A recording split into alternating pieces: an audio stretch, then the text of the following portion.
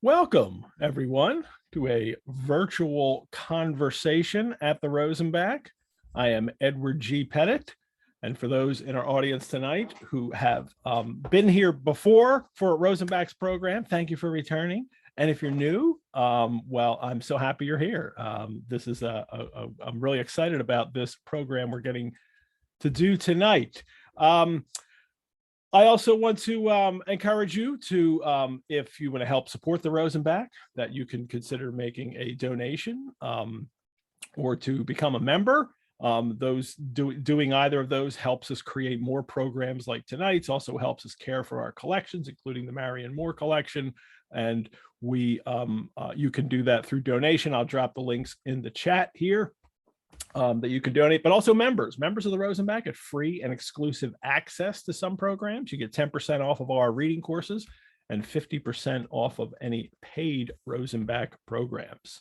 And the Rosenbach's literary collections include virtually all of the manuscripts and papers of the modernist poet Marianne Moore, as well as her personal library, thousands of photographs, and the contents of her Greenwich Village living room, which is permanently installed on the 3rd floor of the historic Rosenbach house. Let me share a quick picture of that.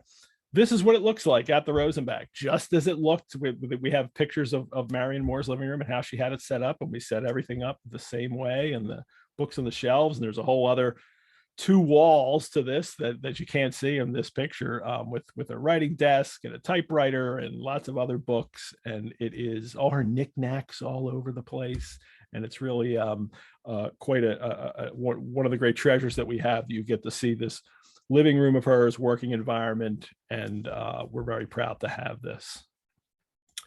Let me stop that share.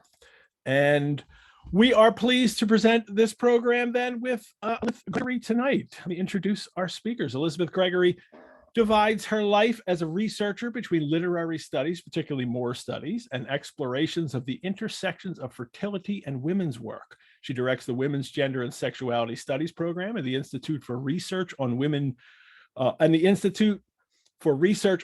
Gender, and Sexuality at the University of Houston, where she is a professor of English. She is the author of several books, including the brand new Apparition of Splendor, Marianne Moore Performing Democracy Through Celebrity, 1952 to 1970, from the University of Delaware Press. Also drop a link in the chat for that book. And joining Elizabeth Gregory tonight to talk about her book is Emily Setina, associate professor in the English department of UNLV, where she teaches and writes about modernism, poetry, and 20th and 21st century American literature.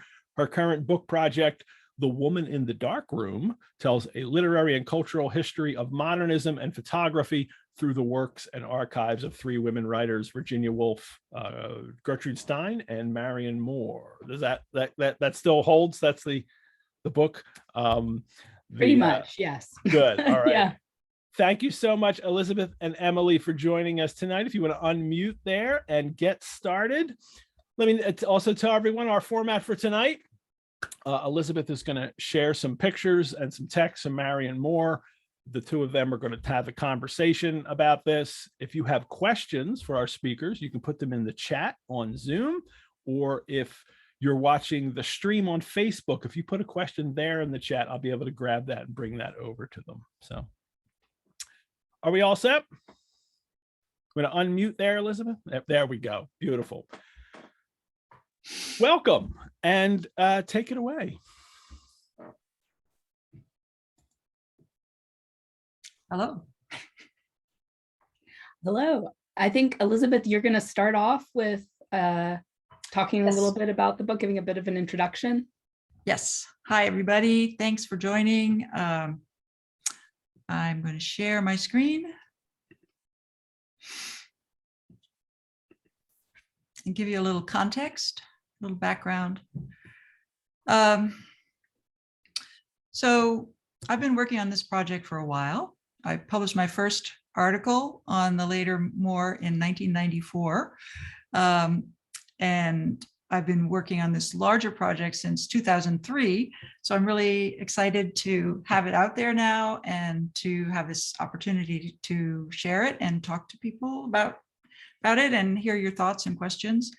And so I'm just going to give you a quick synopsis, inevitably inadequate. This is the cover with a picture of Moore dressed as George Washington, which was her later persona, sort of a performance persona that she developed. This is a photo by George Platlines, a very renowned photographer and friend of hers, who had also taken this very famous picture of her in 1935. So essentially, there are 53 poems from Moore's last 2 decades that have been basically ignored by critics up until recently. And Apparition of Splendor explores them and offers a lot of readings of them, which probably we won't have time to go into a lot of in-depth readings right now, and sort of explores a lot of different issues that are in play around what happened to Moore's approach to poetry in these last 2 decades of her life, and what caused them to be so little regarded up until recently. But I'm arguing that the work is interesting and rich and that it's worthy of further study. And I'll note that 23 of them were published in the New Yorker.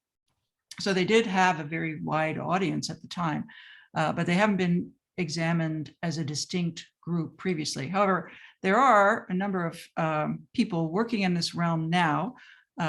So I do want to give a shout out to John Emil Vincent, to Elizabeth Wilson, Benji Kahan, Aurora Clavier, Zach Finch, Stacy Carson Hubbard, Kirby Olson, Fiona Green, Ben Johnson, Peter Howarth, Catherine Kodat, Xiaoming Qian, and probably a lot of other people. But I just wanted to note that this is a fast shifting field, and people are writing about this later work more frequently. So this is the period where she started dressing up as George Washington, and her work started to appear in what you might call middlebrow or popular venues, as well as the highbrow venues where she previously had appeared. And so did a lot of stories about her. She became a celebrity because she won 3 prizes in 1 year for her collected poems. And she played to that celebrity, and she went out and about, gave a lot of readings, was at many events, and became a kind of performance artist, is what I'm arguing, around her and suited the poetry to that performance. So I'm just going to give you a quick synopsis of some of the topics that are touched on, because I in making an argument in the short time that we have today, we'll leave a lot of this out. So I'm not going to go into it, but I just want to let you know that it's there in case you're particularly piqued by your interest by any of them. She's very ekphrastic. The persona is comedic. It's very nonconformist, and it's a cross-dressing persona. And it's I make the case that it's very much of its moment. And part of the dynamic with her, the way she's been viewed previously, is she's sort of been viewed as a modernist poet who stopped behaving like a modernist poet and therefore declined in her later decades. But if you see her as actually transitioning into a kind of postmodern, contemporary 50s and 60s poet whose work was actually in relation, sort of relatable to that of her younger contemporaries, then I think gives a different perspective on the work. A lot of that earlier work was had a performance element as well.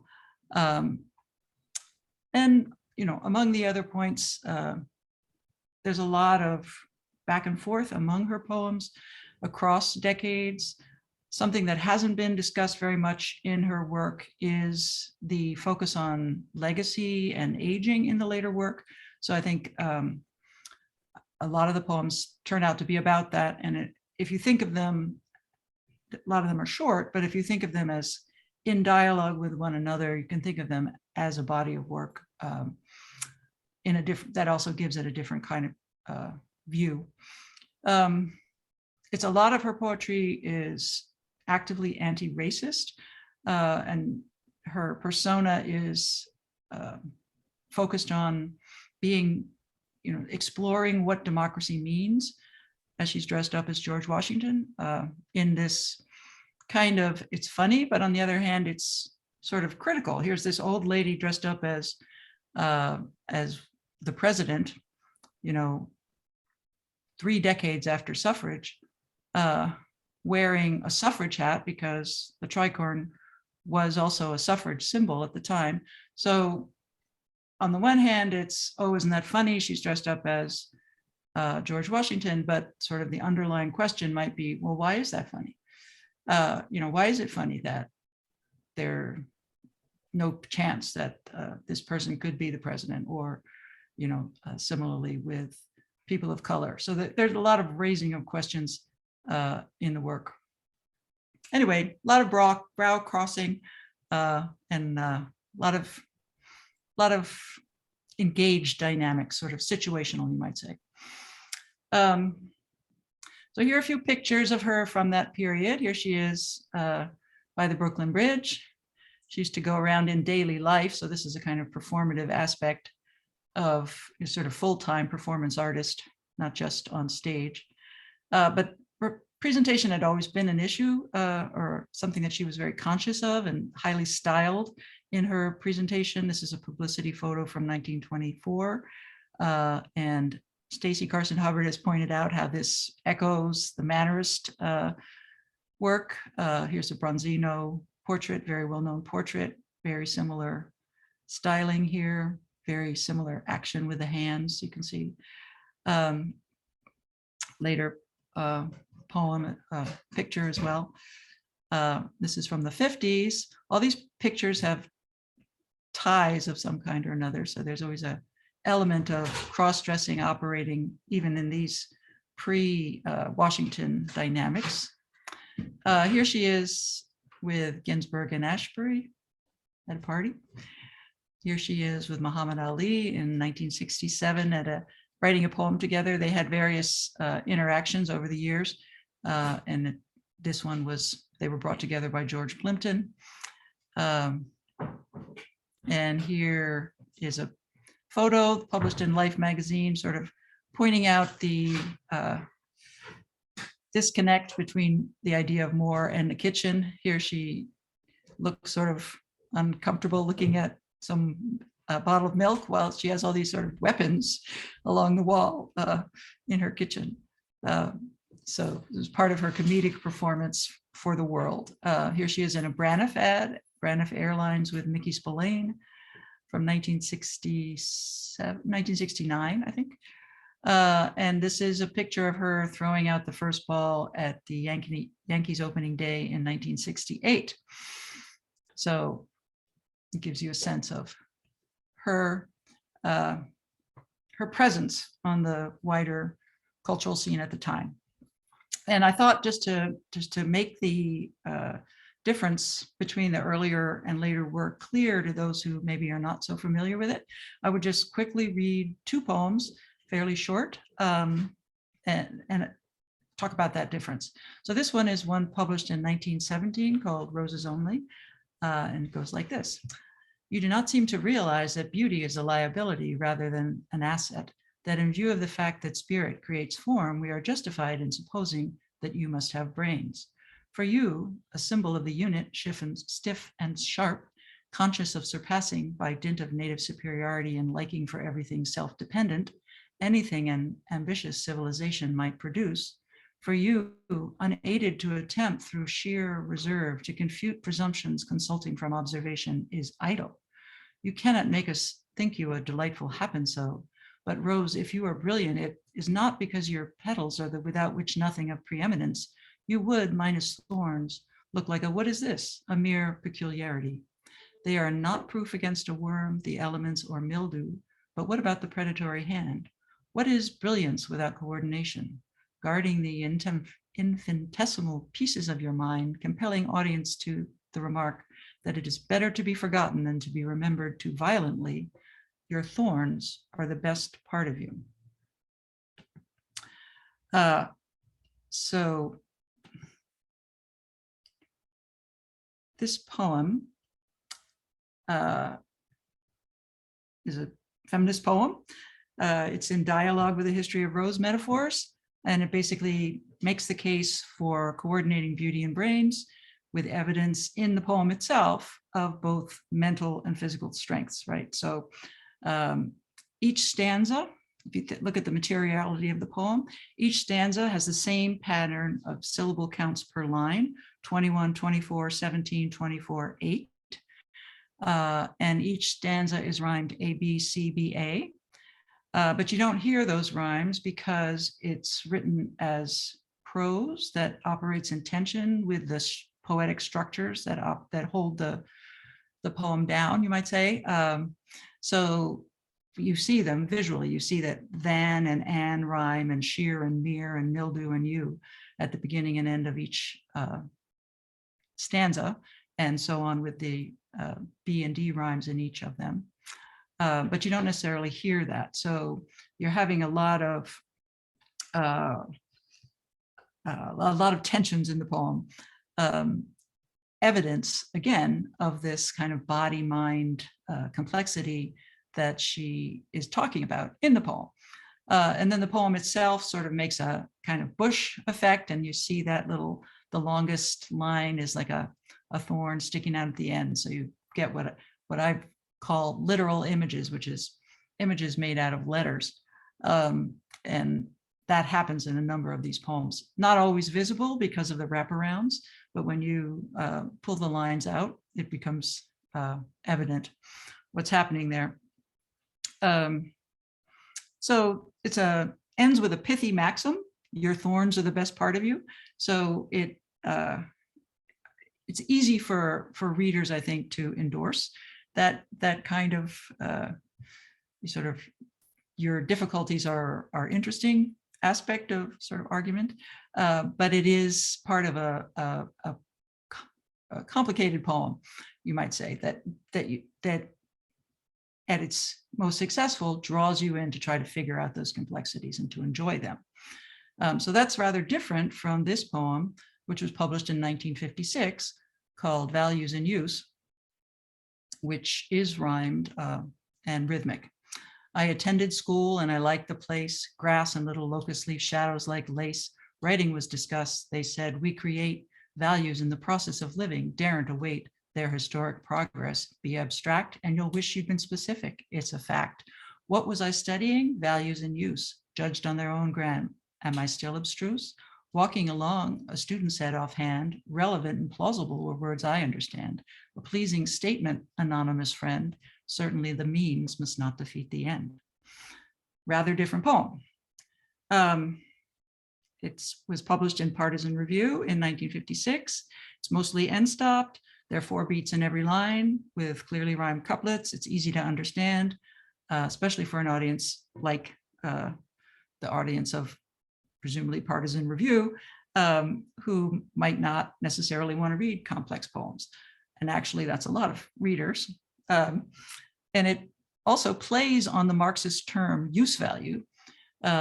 So it's speaking directly to its audience, which is a progressive audience, and engages with arguments made by Philip Roth at the time about high and low, intersections of high and low value in literature. So it has a lot of resonances, but it's also very, very approachable. So a lot of the later poems differ from this one. I'm not saying that they're all like this, but they all have some aspect of outreach to wider audiences, and sometimes to a very specific audience also, as in the values and use value pun, because she would frequently be invited to write for specific magazines like Vogue, and then she writes a poem about fashion. And it's still a Moore poem, but it's addressed to the specific audience and can engage that audience in a very specific way. Oops. And maybe I'll stop there. Does that give a sense, do you think, Emily? Yeah, I think so. Let's see. I think we're still on. Okay. Yeah, I think that's great. I wanted just to say how happy I am to be here with Elizabeth and virtually at the Rosenbach, even if we can't be there really tonight. And as Edward is saying, if you have questions, please put them in the chat. I see familiar names in the participants. So if you have questions for Elizabeth, I'll be looking over at the chat too. So please feel free to ask your questions. I've been excited about this book for years, knowing that it was on its way from the various talks I've heard Elizabeth give that went into it. And also, I would say in particular, she published a piece that is in this book that's on the poem Blue Bug, which is a poem I thought I knew. And then I read Elizabeth's piece for it, and it was just a revelation to see how much was there that I'd missed, that it was a poem about a racehorse that I was interested in, the Sports Illustrated article that Moore had been looking at to get the idea to write about this racehorse. But then there's so much more going on in this poem, and Elizabeth makes this legible in a way that was just amazing. I remember reading the article and just wanting to underline every line of it, because everything just seemed so like such a revelation. So it is something to celebrate that this book is here. And I loved, Elizabeth, I was looking back again at the epigraph that you chose for the book from Moore's earlier poem, England, and it's to have misapprehended the matter is to have confessed that one has not looked far enough, which seems so kind of resonant in thinking about looking further at these poems, which have been dismissed even recently by people who otherwise are fans of Moore by saying they're not very interesting, that they're that you cite the critic who says that they're, I think, genius in soft focus, but that there's much more here than those dismissals would suggest. So I wondered how you had come to these poems, what led you to really focus on this period in Moore's writing and career, and to stick with it long enough to look far enough to see what you found in it. Well, that I think that's key to it, right? Sticking with it, because it is an enterprise. So I had written, I was writing this article in '94 that I mentioned, because I had just finished writing a book, and including a chapter on Moore, and I was so focused on the early work, and I was thinking about female authority in writing that book, and how Moore, I think this is widely discussed, about how she had to shape her presentation in order to not just be able to say something, but to create an audience that could hear what she had to say, or at least begin to hear what she had to say. So as one of the few female modernists who sort of accepted among the high modernists, they are so called, there was a lot of repression of emotion that was required, and sort of positioning in ways that might be viewed as masculine that was happening. And part of the reason that the later work seemed to be disliked, or at least in some part, was that it didn't do those things anymore. It was sentimental. And of course, that's now a fraught category, right? For a while it wasn't, but now people recognize that there's complexity to the way sentiment is ranked, and that sort of my sense is always, well, if you get to be angry or condemning of certain kinds of poetry, that is sentiment too. So all these sort of disparaging of other people doesn't really count as impersonal. Anyway, point being that I was interested in the way she had segued into this other role, and I felt that she was a brilliant poet, and I just didn't believe that she would just suddenly stop being a brilliant poet. And she was so multidimensional that it wasn't hard to think of her performance as another dimension in her work.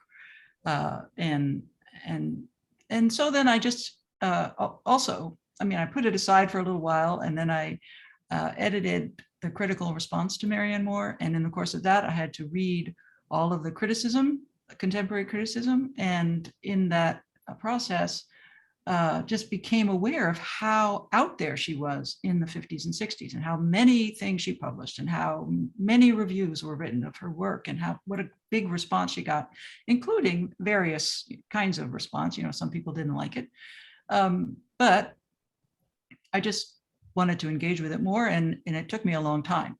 So I went to the Rosenbach a lot. But yeah, and that's one of the things, even from that very first chapter of the book, you start with her with two public appearances, the 1950 Museum of Modern Art reading, and then the National Book Awards. And so, that's interesting too, that you start with those 1950, 1951, right?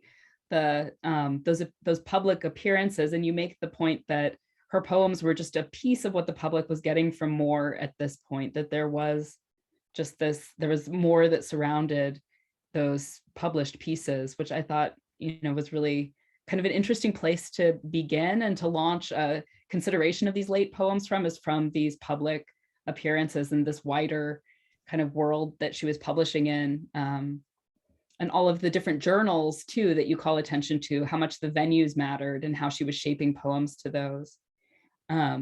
I wondered, you say early in the book too, and you've touched on this in your presentation, but you talk about the very different reputations from the early Moore and the late Moore, the early Moore, difficult, emotionless, highbrow, great, later Moore, accessible, sentimental, middlebrow, mediocre. And I wondered how you would redraw that some of that still seems to ring true, that she is more accessible, that she makes this concentrated effort to be more accessible. But I wondered how you would want to kind of break down that dichotomy, if you think, that what it misses, what are the most important things that are missed by reading her in that kind of bifurcated way? Well, the continuity, the way that the later work is of a piece entirely with the earlier work. And one thing that again, this was a learning process. So I was interested in the later work, and it took, many, there were very moments of sudden recognition of something that I hadn't understood before. And so one of those was the sense that actually this was something that was flipped into an accessible mode after the publication in 1951 of her collected poems, and then it won all these awards in 1952.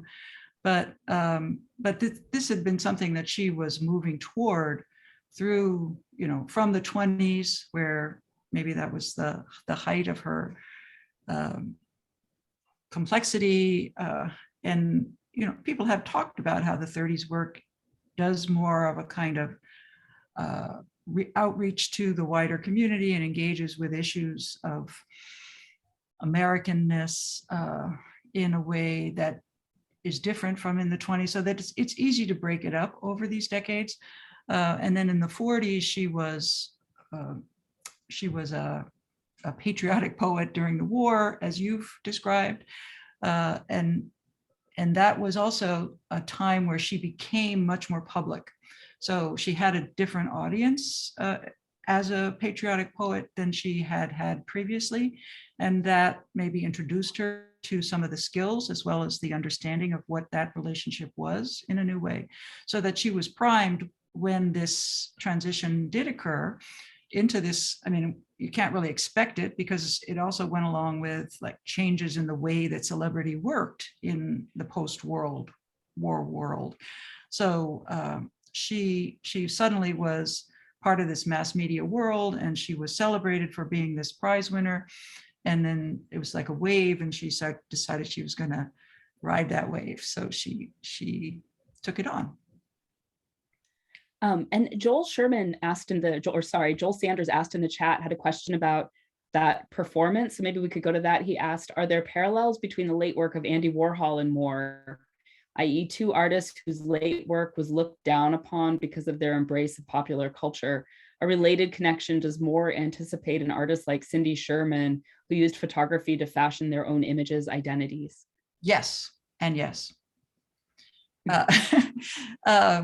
Yeah, I have talked a bit about Andy Warhol and Moore, but maybe not so much about the way they were both looked down on in their later. So it was interesting because Warhol arrives in New York the same year as Ray Johnson, I think in 1949. So that's right around the time that Moore is transitioning into this this later phase. And then he goes through the sort of reverse phase, right, where he's doing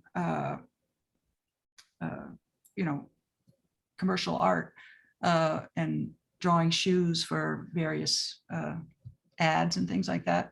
And it's only later, so he transitions upward, whereas she transitions sort of downward in terms of but then later his work is also seen as more of a different kind of populist outreach. So it sort of goes up and down across their careers.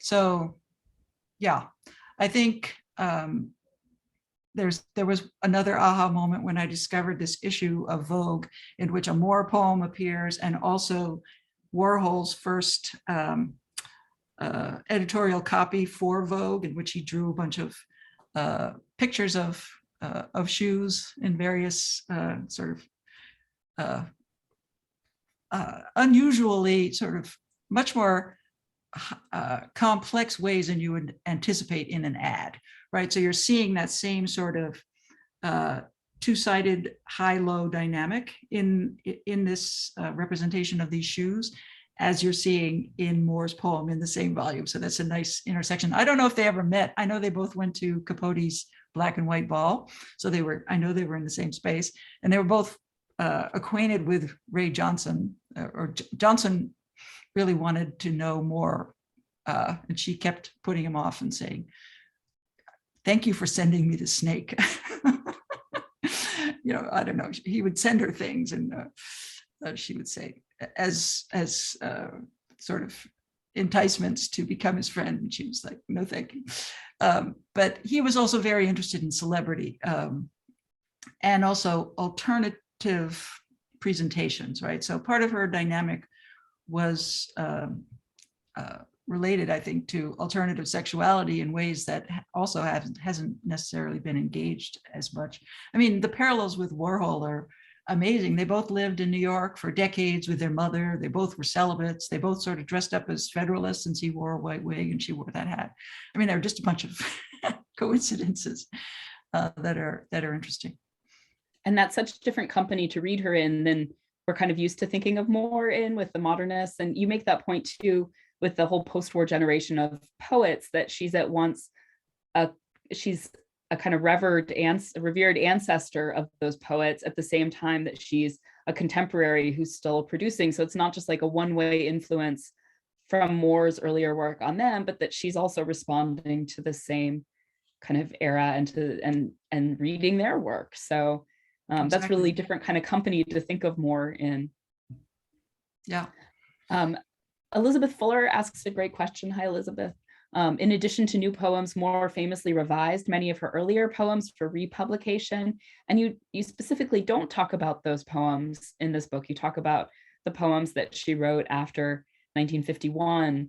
But Elizabeth wonders if you could talk about how that practice fits into the view into this new view. Oh, yes.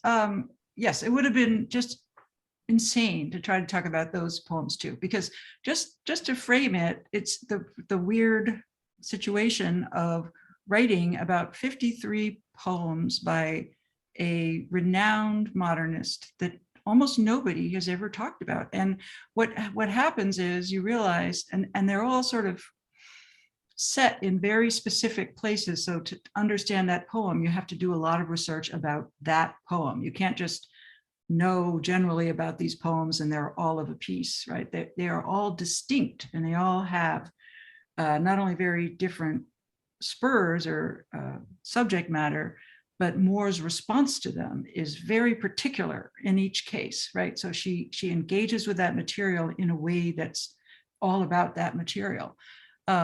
So there may be some continuities across them, but they're just to say that it took a lot of ground laying to figure out what these poems were about, and to realize that just to be reminded that criticism is usually a response to somebody else. Like somebody else says this and you either totally disagree with them and then you say that, or you agree with them and you extend it, or sometimes it's because you found something interesting. I mean, but it was just an interesting project, but time consuming too. And so the great thing was that the Rosenbach and Moore had saved all these things, right? So that's the other side of it. You have the sense when you go to the Rosenbach that she wanted you to be there, right? Otherwise, why would she have saved all those things, right? That she understood that there was some kind of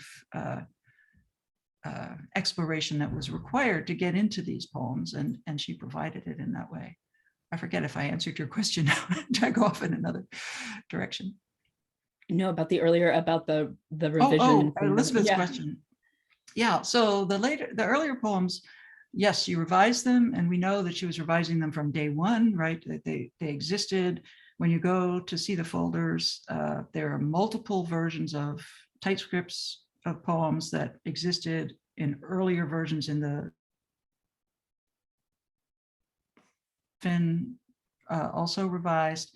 And then when she published a poem, you could almost say always, she would then, when she published it again in a collected or in some other text, she would frequently change it. And if she gave if she gave a copy of a book to a friend, she would frequently just go in and change the poem. And if you buy them on Amazon, used copies of her books, you'll find all these little notes in them where she decided that the poem wasn't really what she wanted it to be, so she would change it and give it to the person. So these poems are just totally in flux. So that was happening all along. She never thought of the poem as done. It was always in her head, and you'll find that when you run into poems written 30 years later that are directly in dialogue with the earlier poem in some way or another. And so in addition, there was apparently, she felt some pressure to get rid of some of the complexity as part of her outreach in the moment, in the 60s, or even in the 50s with the collected. She left out a huge number of her earlier poems.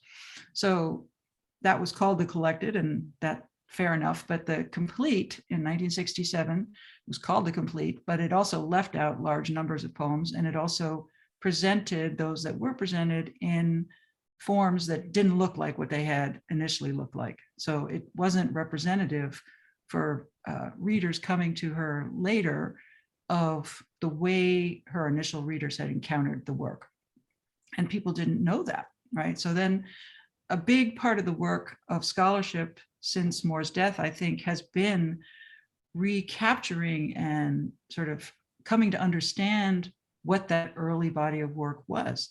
And so Heather Cass-White and Robin Schulze and others have done great work in bringing that work back into circulation, right? So we now have the new collected poems that represents the poems as they first appeared or in early form.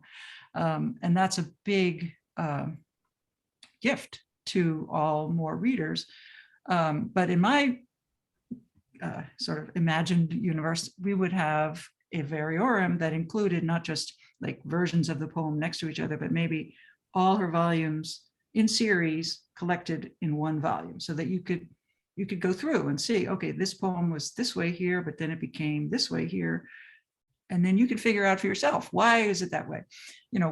Is she paring it down for this new audience, or is she changing the emphasis in some way for the new audience?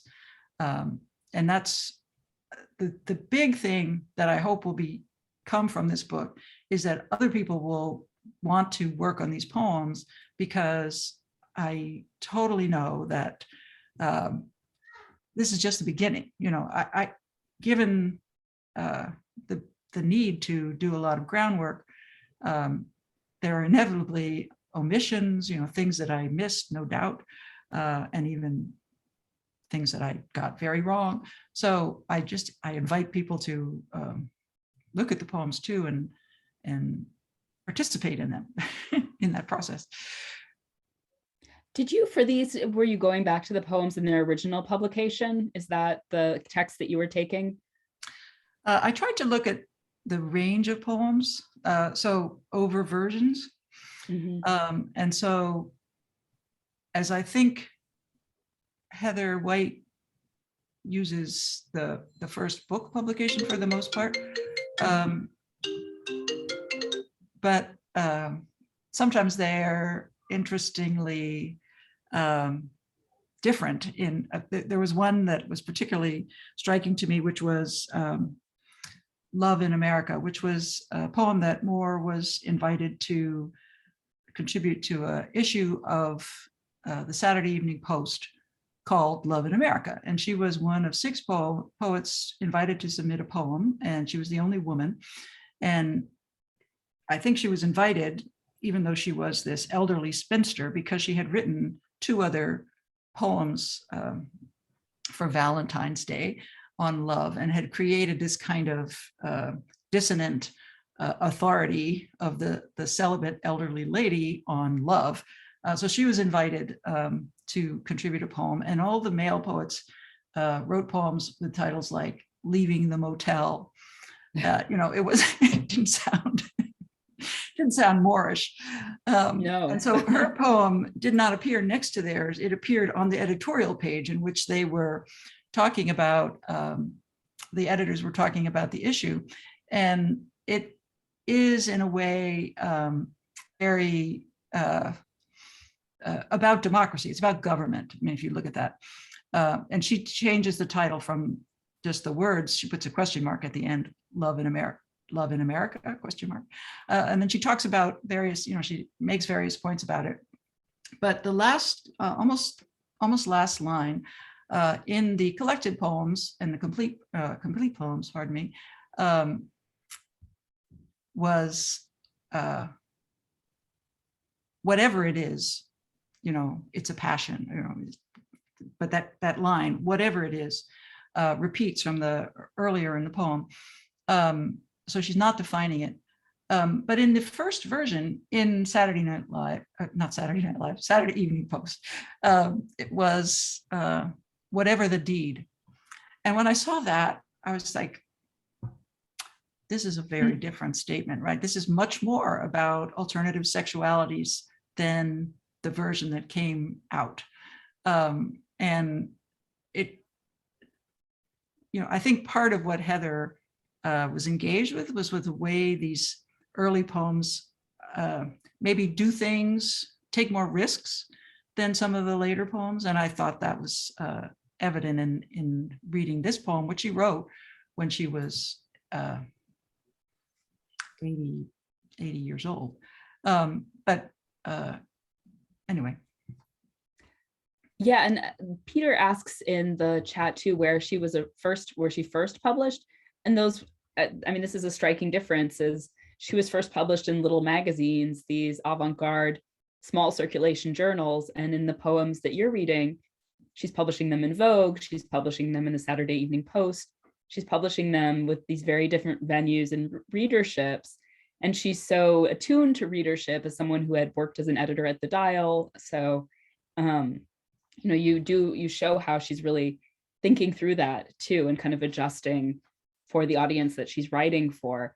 Anne Christensen asks about the idea of celebrity, if you can give some ideas about using pop culture and other contexts appealing to our students for thinking about more. And I think this, I mean, you write a lot about her performance, and I think, I mean, maybe this is a slightly different question too to combine it with, but the comedic elements of her performance and the work those do, which I think are really lost when I teach more. I don't think they realize that there's a kind of comedic performance there in the persona she's presenting to the camera. So I wondered if you could talk maybe about the comedic elements of her public performance, and then respond to Anne's question about celebrity, pop culture, and more.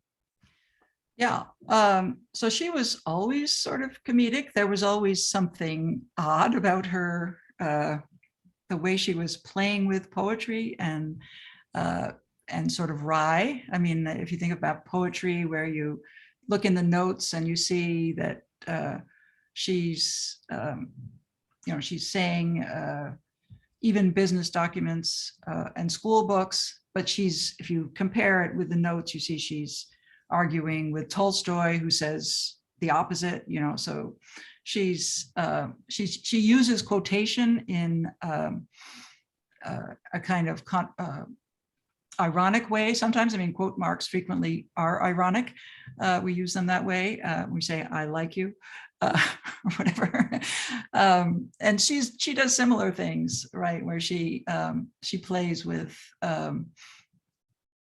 the attitude that she's taking toward the lines that she's borrowing, and she's borrowing them from a wide variety of cultural sources. So there was always a kind of popular cultural element in her poetry. So here she's bringing it onto the grand stage because that's where she's appearing and playing with that change. But she's asking questions about the fact that, in fact, everybody lives in both places, right? Even the people who think of themselves as highbrows also have a middle brow, low brow experience, right? So these are not categories of discrete experience that people live in discrete ways.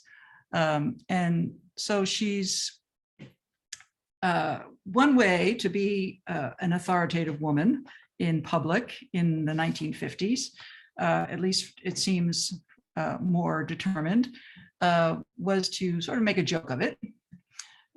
So there's that element of the comedy, and then everybody's in on the joke. So you have a kind of community experience that's going on. And actually, I think that's a big part of it, and it's part of popular culture generally, because using that as your text or current events as well, everybody's an authority in those things. So it's a way of bringing people into the table in a way that reading some kind of poem that references books that you've maybe heard of but haven't read or haven't even heard of, you have no idea what's happening, and you're just sort of get this sense of this poem is telling me what I don't know. So Moore's poems, of these later poems, are focused on telling people what they know, so that they will come to the poem and feel entitled to be there, and feel valued and feel represented in the poem. And then other things are also happening in the poem. So like that poem, Blue Bug, as I started to look at it, you mentioned how complicated it turned out to be. It's like, oh, it was spurred by reading Sports Illustrated, a story about this polo pony. But then when you start reading the poem, it's, and it is that, and you could come to it and just engage with that and feel happy because you read that story too, and you know that. But there's a lot more there too if you want to get it. So it really sort of has multiple layers that you can engage with to the extent that you feel comfortable or you want to. So I think that's true also of the comedy, that you sort of, it's a way of bringing people in, sort of like, as Cliff Mack has suggested in the early days, a sort of a slapstick dynamic to the poetry. And that's continued in this sort of self-abnegating presentations that she would do. She would make fun of her work and sort of bring people in on the joke about how boring her earlier poetry was and stuff like that. But she would also have these, once you were in there with this, we're all in on the joke, we all know what we're talking about, dynamic, there's also this whole exploration of, why are things this way? Who has authority here?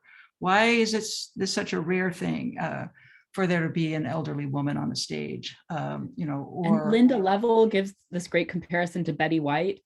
She says that you mistakenly said Saturday Night Live, and I can't help but compare Moore as a celebrity white-haired lady with Betty White, who was a performer all along. And Linda asks, would you regard Moore's mastery of performance in her late career as an art separate from her poetry or integral to her poetry? I definitely think of it as integral. I think it's sort of I like to think of it as 3D or 4D poetry, sort of. It's part of the poem. It's part of the performance, because the poems were already performative, right? They were already existing on the page in a very visually unfamiliar way, jumping all around and doing all sorts of tricks on their own, right? Like you saw in Roses Only, but in many different ways in the earlier poetry. So it was already material in a way that most poems aren't, right? Where you don't focus on that side of the text. But this is yet adding another dimension, right? Where the poet is, I think of as part of it. And then Pat Willis also asks a question.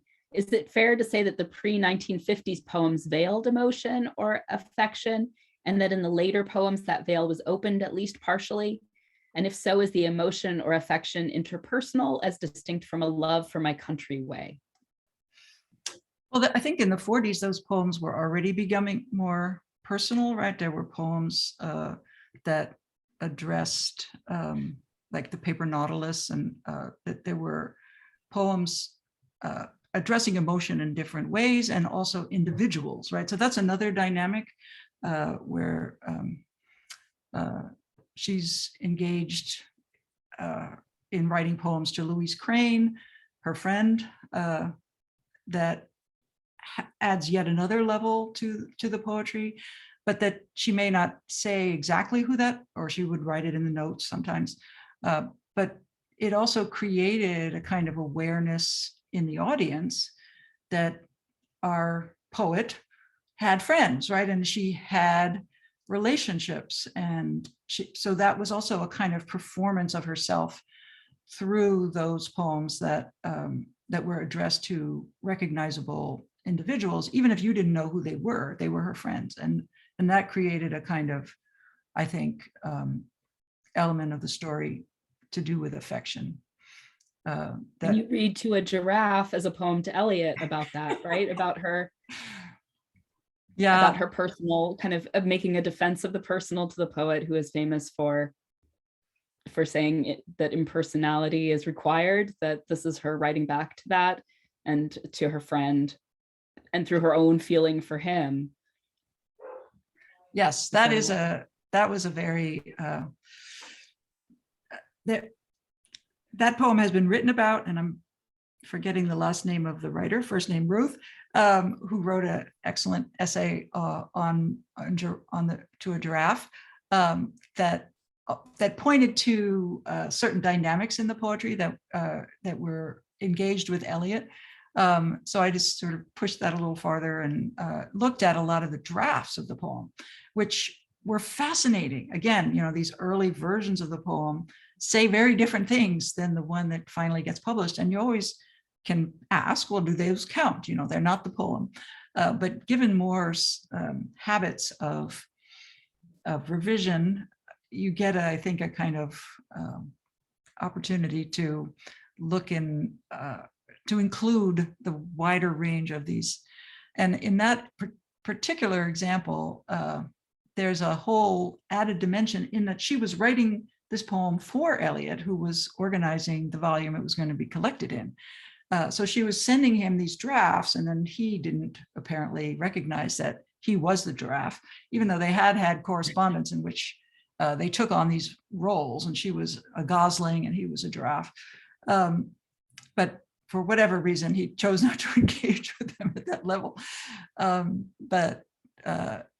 What a loss for literary history. That but the layers are there in she includes in the earlier version a kind of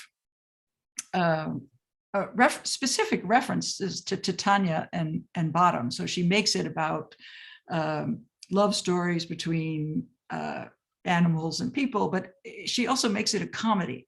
You know, it's this, she's playing with so many factors in which are part of every poem, right? Every poet brings the personal layer to it, as well as the context of the audience, and you know, whatever the topic is, they're all there. But she features their mutual interaction in a way that's really extraordinary, I think, and unusual.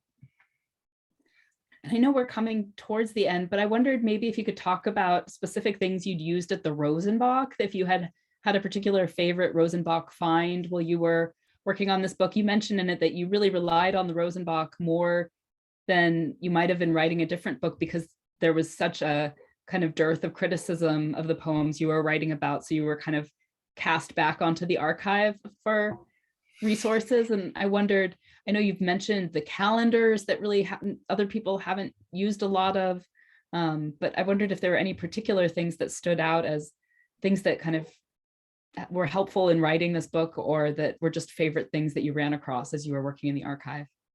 Well, Elizabeth Fuller, of course, and then the librarian. So it was always fun to work with her. And before her, Pat Willis, who was there when I invited me in a really formative and wonderful way. So right from the beginning, my interaction with Moore's poetry was involved interaction with the archive, because of the Marianne Moore newsletter that Pat used to put out, and that invited scholars to participate in the work of figuring out what was happening in these poems. And then, of course, going to the archive and running into other scholars has always been a real resource. And sometimes people who are not scholars, but who you just accidentally run into, like I ran into Christopher Morley's granddaughter there because Christopher Morley's papers were there.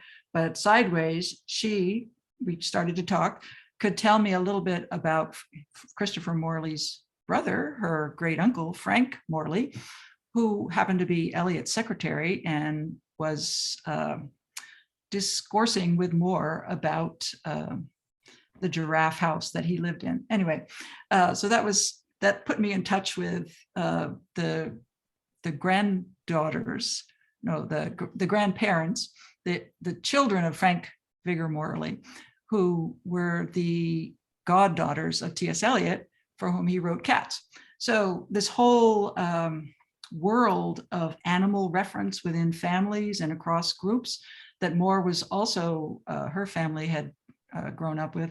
And, you know, there's a whole twin study that could be done between T.S. Eliot and Marianne Moore, since they were both born in the same town. They had many things in common over their whole lifetimes. But anyway, that was a wonderful thing, running into Janet Sidaway.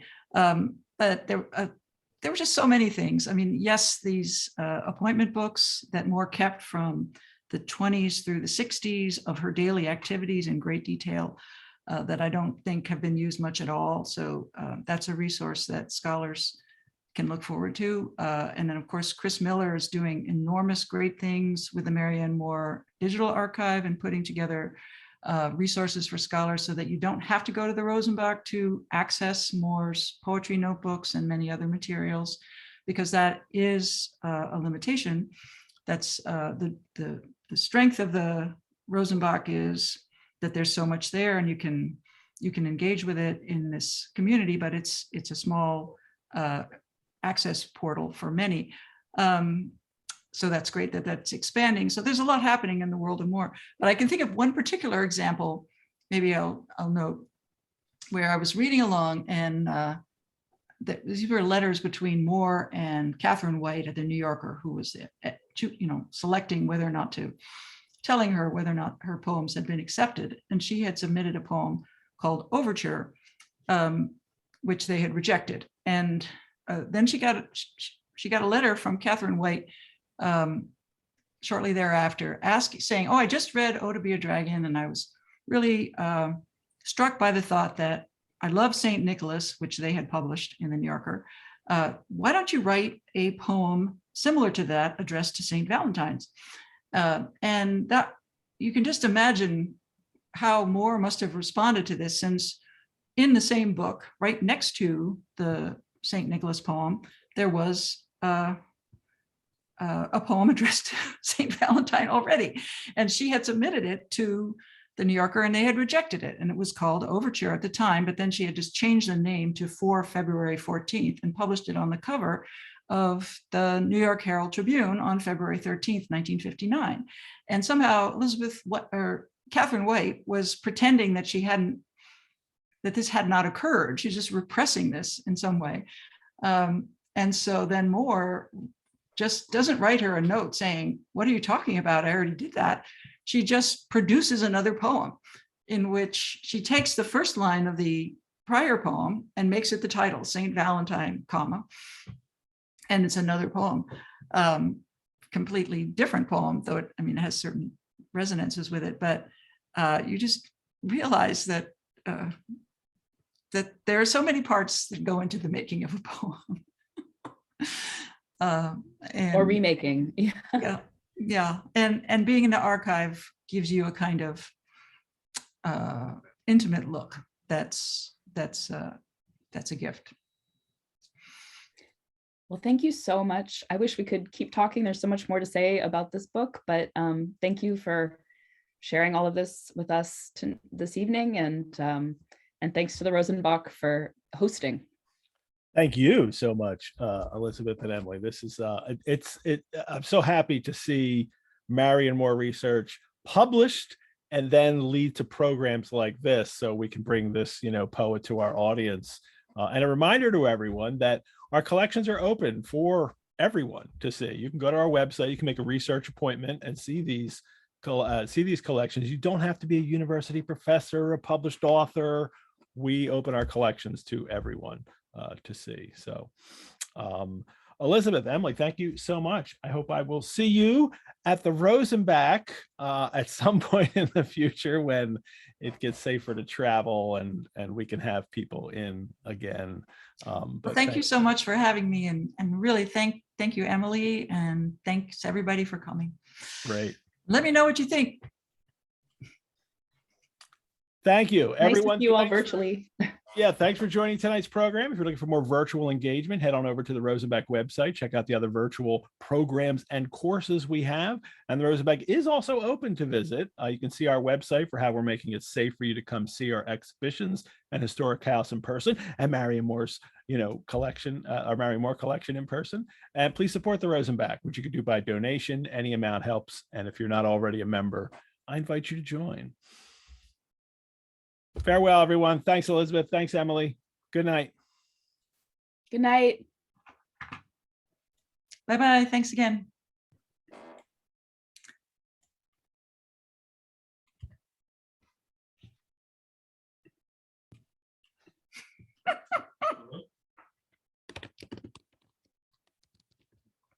Yes.